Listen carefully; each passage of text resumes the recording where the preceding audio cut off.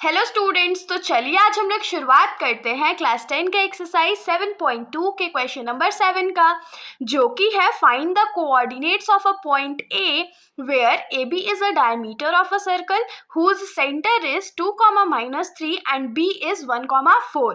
तो इस क्वेश्चन में हम लोगों को क्या बोला गया है कि हमारे पास एक सर्कल है और उसका जो सेंटर है उसके कोऑर्डिनेट्स क्या है, तो 2, -3 है। आगे क्या बोला गया है कि उस सर्कल में एक डायमीटर ड्रॉ करा गया है जिसका नेमिंग ए बी किया गया है। और ए बी जो है, क्योंकि डायमीटर भी तो एक तरह का लाइन सेगमेंट होता है ना, तो ए बी में बी का जो कोऑर्डिनेट्स है वो क्या है, तो 1, 4 है। और हम लोगों को ए का कोऑर्डिनेट्स फाइंड आउट करके बताना है। तो अब आप लोगों के दिमाग में आ रहा होगा, अरे हमने तो अभी तक ऐसा कोई भी क्वेश्चन नहीं सॉल्व करा है। तो कोई बात नहीं, सारे तरह के क्वेश्चन तो नए नए होते हैं, सॉल्व तो सबको करना पड़ेगा। तो हम लोग वापस क्वेश्चन पे आते हैं। तो सबसे पहले किसी भी क्वेश्चन को सॉल्व करने के लिए उसमें कौन सा फॉर्मूला है अप्लाई होने वाला है, उसको करने के लिए क्या करते हैं, ऑफ कोर्स फिगर बनाते हैं। तो फिगर बना करके देख लेते हैं। तो सबसे पहले तो हम लोग एक सर्कल ड्रॉ करेंगे और जिसमें अज्यूम कर लेते हैं कि ये हमारा सेंटर है। ठीक है, दिख नहीं रहा है वो सेंटर है, लेकिन सेंटर मान लीजिए। अब इसमें क्या है कि सेंटर तो है, तो एक डायमीटर भी ड्रॉ कर देते हैं। और डायमीटर का नेमिंग हम लोगों को क्या गिवन था, ए बी गिवन था। सेंटर का कोई नेमिंग हम लोगों को गिवन नहीं था, तो हम लोग मान लेते हैं कि ये जो सेंटर है वो पी है। और सेंटर का कोऑर्डिनेट्स हम लोग को क्या गिवन था, तो 2, -3 गिवन था।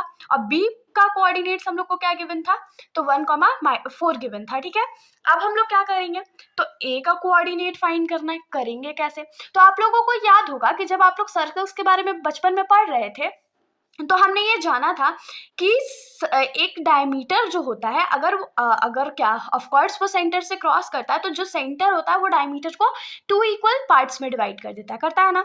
ये भी तो रेडियस है और ये भी रेडियस, और सर्कल के सारे रेडियस इक्वल होते हैं। तो यहाँ से आप लोगों को हमेशा याद रखना है कि डायमीटर पे अगर सेंटर आ जाए तो वो कौन से रेशियो में डिवाइड होगा, 1:1 के रेशियो में डिवाइड होगा। 1:1 के रेशियो में, क्यों, ये भी याद है ये भी याद है, इसीलिए एक एक पार्ट में ये डिवाइड हो गया। अब यहाँ पर क्वेश्चन अराइज होता है, ठीक है, हम लोगों को रेशियो तो मिल गया, तो क्या हम लोग सेक्शन फॉर्मूला का यूज करेंगे, कर सकते हैं।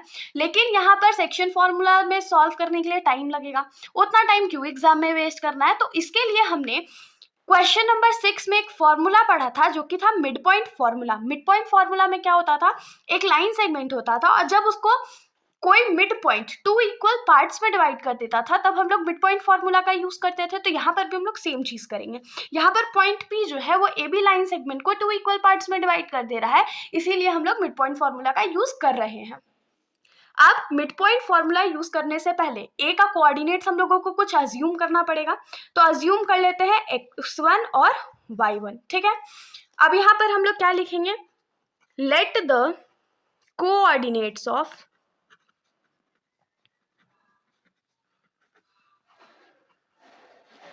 Point A B x1, y1। तो हम लोग यहाँ पर क्या लिख लिए कि मान लेते हैं कि पॉइंट ए का जो कोऑर्डिनेट्स है वो x1, y1 है।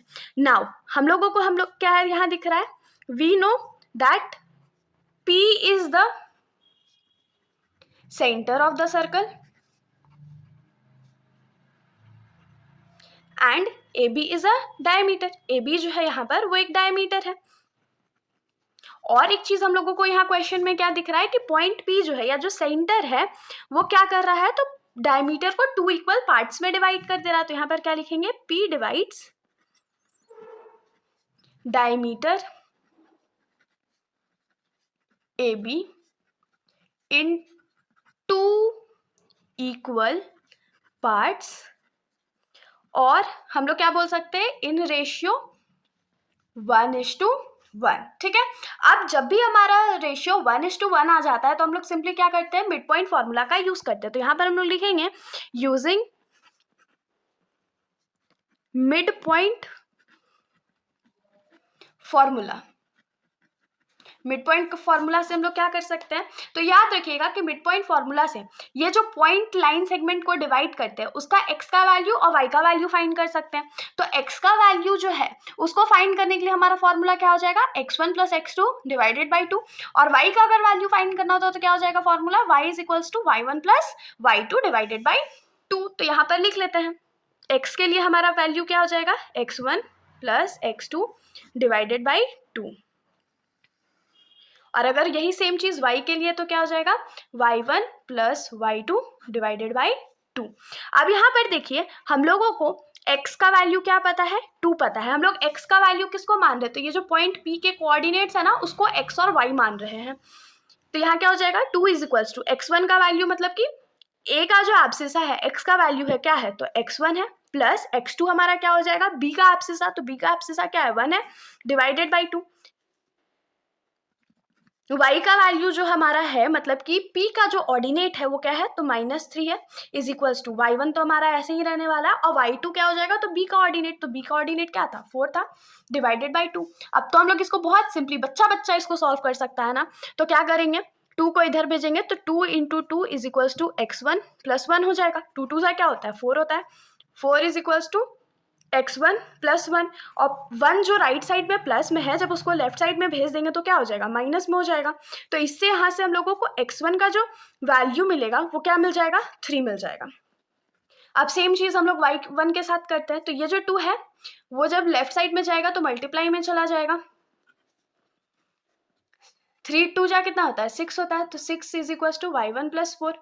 अब ये जो 4 राइट साइड में प्लस में है उसको लेफ्ट साइड भेजेंगे तो क्या हो जाएगा, माइनस में चला जाएगा, और हम लोग जानते हैं कि माइनस माइनस क्या होता है, तो प्लस होता है। तो यहाँ से हम लोग को क्या मिलेगा, y1 का वैल्यू 6 प्लस 4 क्या होता है 10 होता है, क्योंकि माइनस था तो माइनस का साइन लग जाएगा। तो हम लोगों को कोऑर्डिनेट्स जो है a का वो मिल चुका है। तो यहाँ पर हम लोग क्या लिखेंगे लास्ट स्टेटमेंट कि therefore the coordinates of point A is क्या हो जाएगा, तो 3, -10, और यही हमारा आंसर था। तो इसके साथ हमारा ये जो सॉल्यूशन है यहीं पर ख़त्म हो जाता है। अगर आप लोगों को कोई भी डाउट है तो आप लोग बेशक कमेंट सेक्शन में पूछ सकते हैं, वरना अगर आप लोगों को वीडियो अच्छी लगी तो वीडियो को लाइक करिएगा और मेरे चैनल को बिना सब्सक्राइब करे कहीं भी मत जाइएगा। Thank you.